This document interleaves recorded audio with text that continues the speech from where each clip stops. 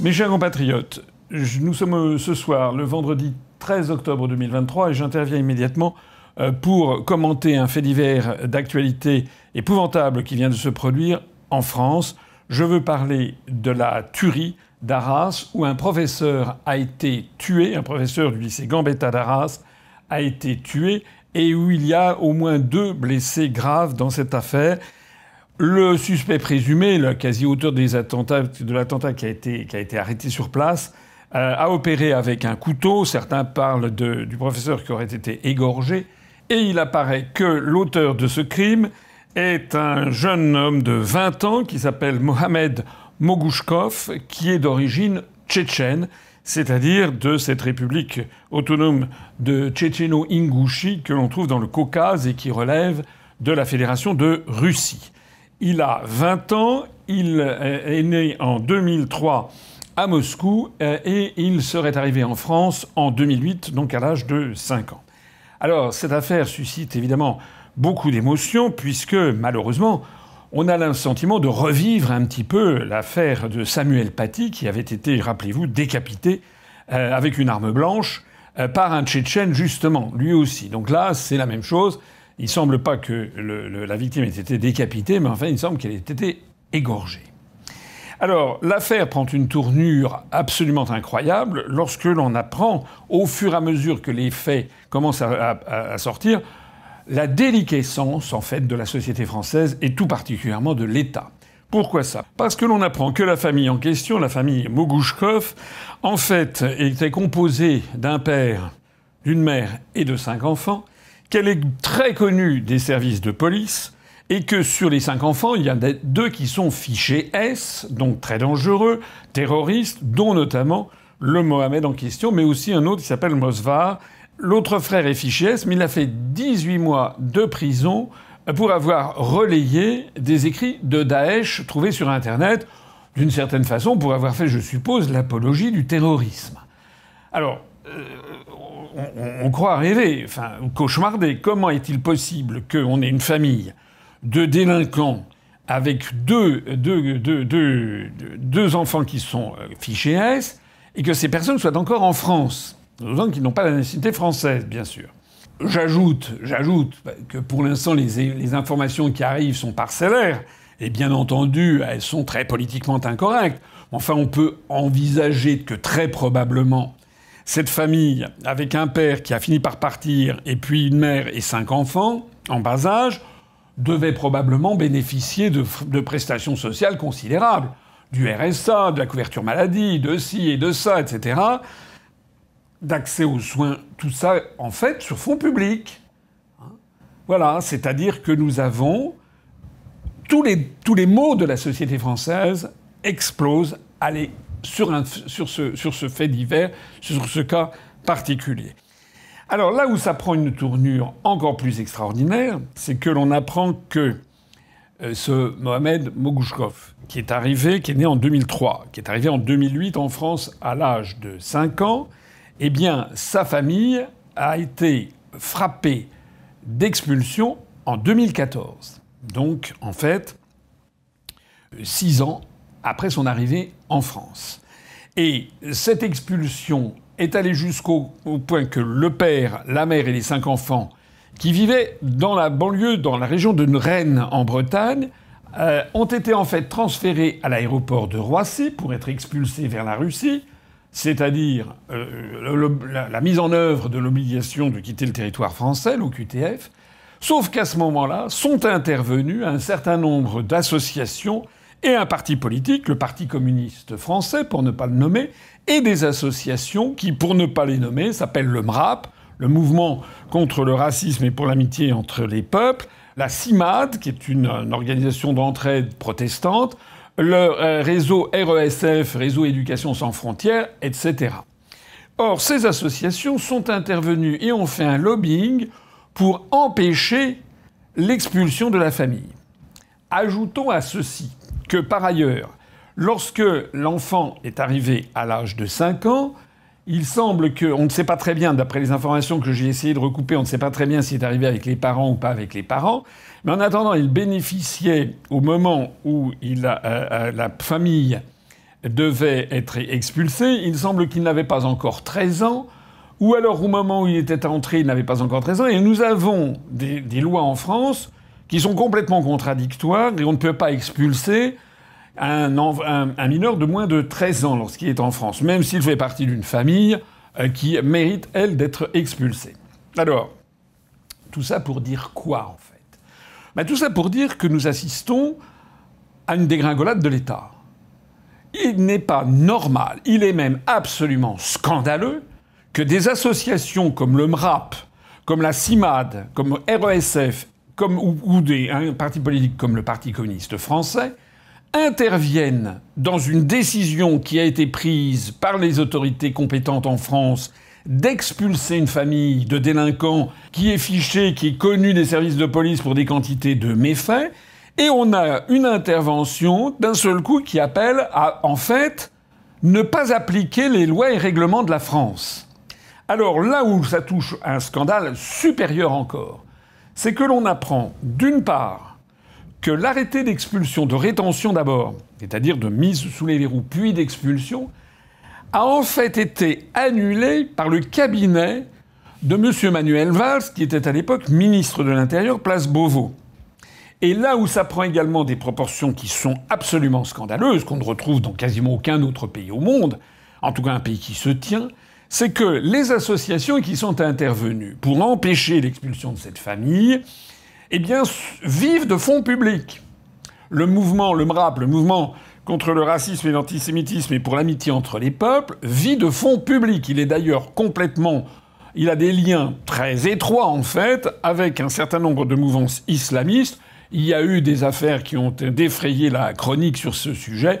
Je vous renvoie à la notice Wikipédia sur le MRAP, où il est de notoriété publique maintenant que le MRAP est de plus en plus dans une mouvance islamiste, comme d'ailleurs les Tchétchènes. La CIMAD, j'ai vérifié également, la CIMAD, en 2010, je crois, touchait 60% de ses financements, c'était des fonds publics. L'État, notre argent, l'argent des Français.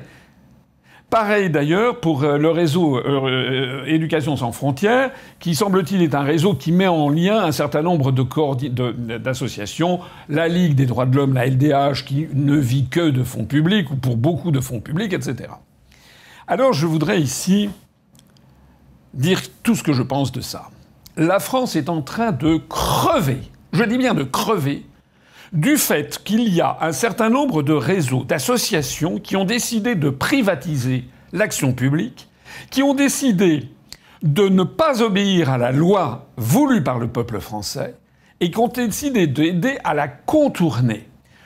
C'est le cas du MRAP, c'est le cas de la CIMAD sur une affaire comme celle-ci. Cette famille devait être expulsée, elle ne l'a pas été du fait du MRAP et de la CIMAD et des autres qui donc aujourd'hui portent du sang sur les mains. Ce sont des assassins. Ce sont des assassins et j'espère qu'il va y avoir des poursuites qui vont être exercées par l'État ou par la famille en question du professeur qui a été assassiné contre ces associations qui ont empêché l'expulsion justement de cette famille. Mais il faut aller plus loin. Le plus loin, ça veut dire que ce système où en fait des minorités agissantes qui agissent grâce à des réseaux de copinage, d'influence, parfois jusqu'au plus haut niveau, jusqu'à Manuel Valls, etc., en fait, vident de sens la loi. On le voit ici sur ces obligations de quitter le territoire français, comme on l'a vu, et comme on continue de le voir constamment, avec l'affaire des pseudo-migrants sauvés en Méditerranée. J'ai déjà expliqué 50 fois que l'association SOS Méditerranée, qui est financée par les Américains, par George Soros, mais aussi par des collectivités locales françaises, comme le département des Pyrénées-Orientales, le département du Finistère ou la ville de Paris. Il y a d'ailleurs eu un méli-mélo sur l'affaire de la ville de Paris, puisqu'il y a des associations qui se sont portées contre le financement de SOS Méditerranée. En fait, toutes ces associations qui vivent sur fonds publics visent en fait à vider de substance la rigueur de la loi. Alors je voudrais dire ici quelque chose qui est très très important.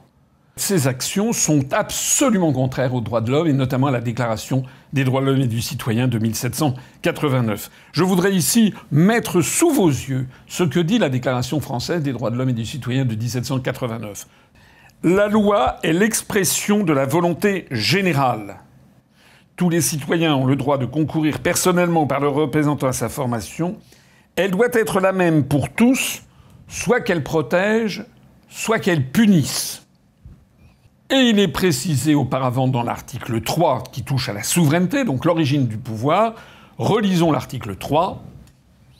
Le principe de toute souveraineté réside essentiellement dans la nation.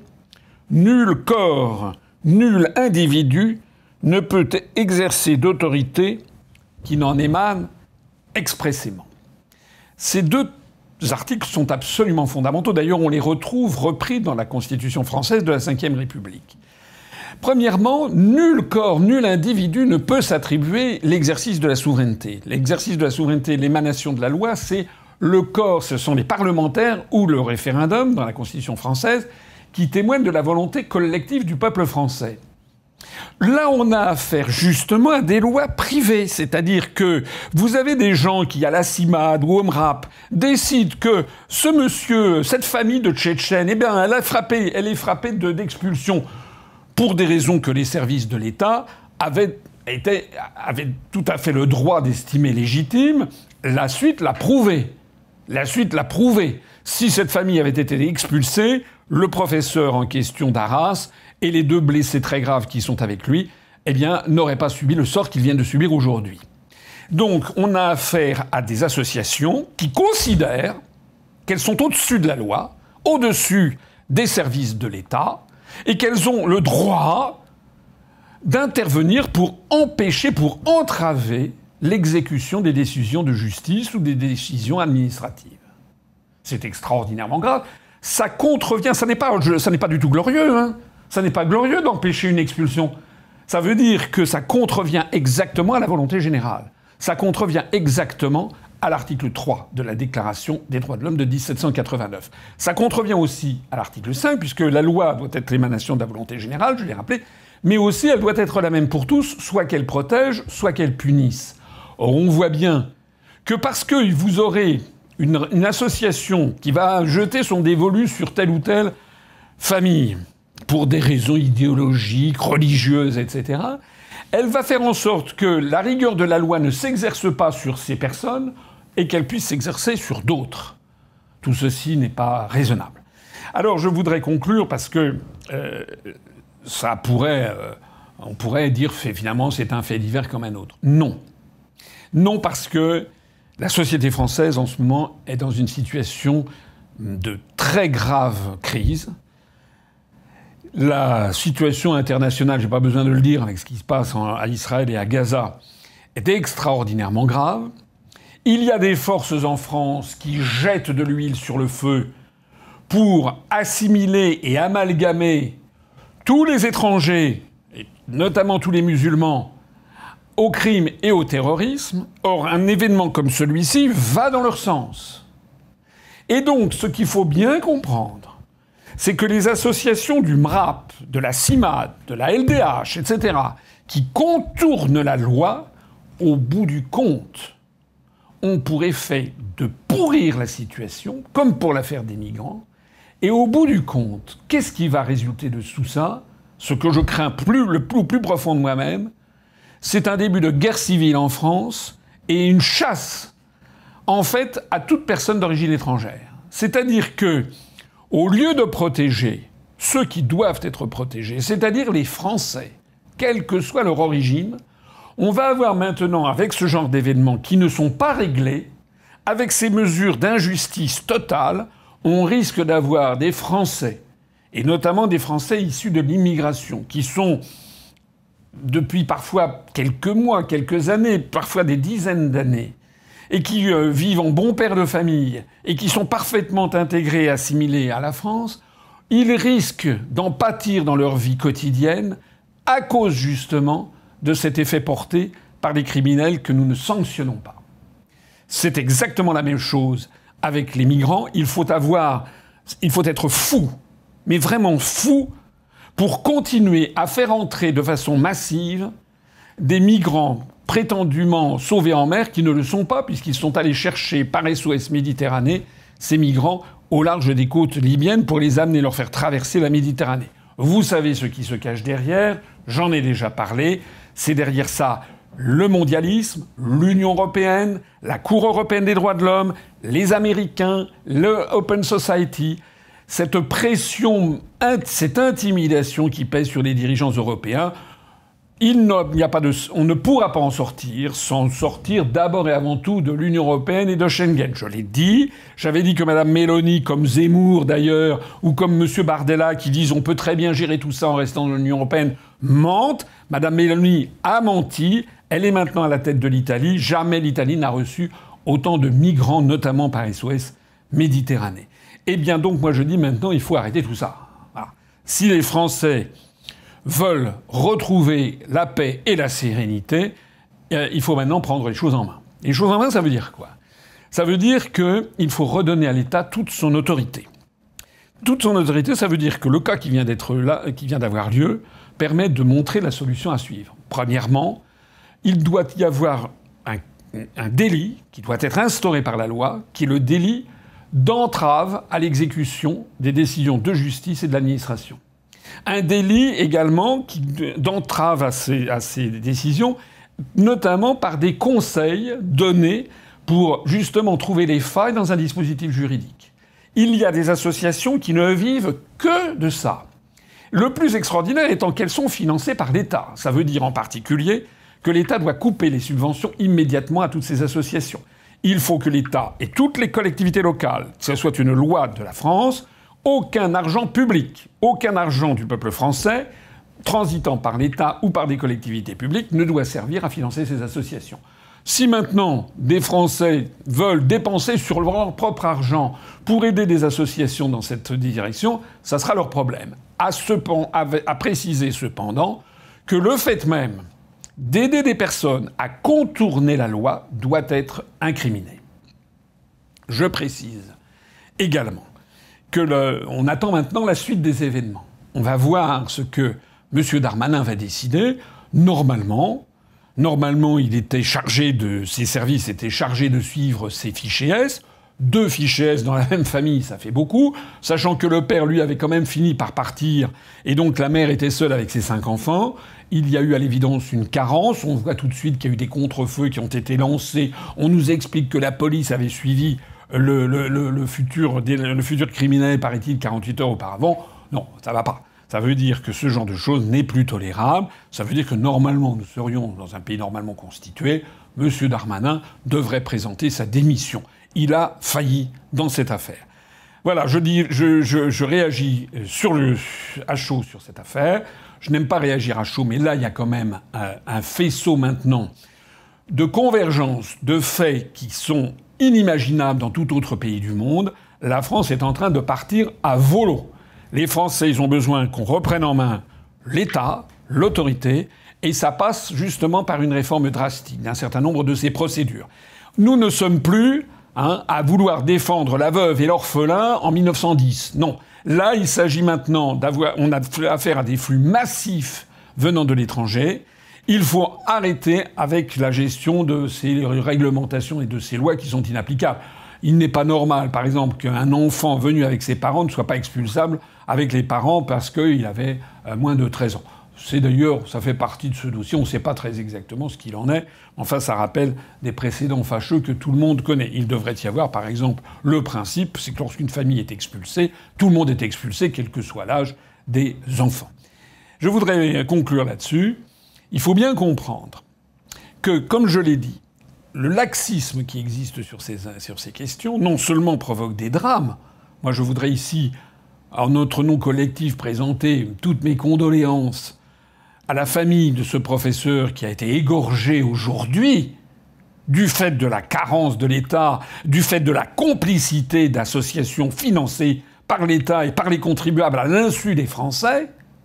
Mais je voudrais aussi dire que cette faiblesse de l'État, ça se sait à l'étranger. Ça se sait. C'est-à-dire que ça contribue à la pompe aspirante de migrants clandestins dont les Français ne veulent plus Ça contribue aussi à des tentatives d'intimidation permanente d'un certain nombre de forces, notamment des frères musulmans, avec derrière tout ça des financements du Qatar ou des États-Unis d'Amérique. J'ai déjà eu l'occasion d'en parler. Un État faible n'est plus un État respecté. Il faut donc retrouver un État républicain et puissant.